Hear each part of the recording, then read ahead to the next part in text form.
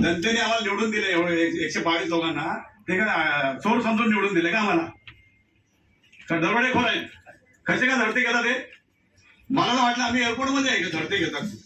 नंतर मागं बघितलं अरे एअरपोर्ट नाही, scanning machine bag big check कराल तिथे, हे योग्य नाही अधिकारी. आणि आपण जो पगार सुरक्षा रक्षकांना देतो, मग ते कुठे गेले सुरक्षा रक्षक? मग कशाला त्यांना पगार देतात? जर तुम्हाला पोलीस प्रशासन आणायचं असेल तर हे योग्य नाही.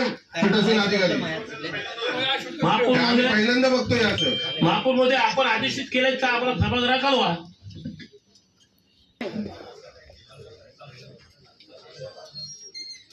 स्टँडिंग कमिटी होती आणि आज सदस्य आपली नोंदणीकृत करणार होतो, त्यामुळे असून आपण त्याची खबरदारी घेऊया की जे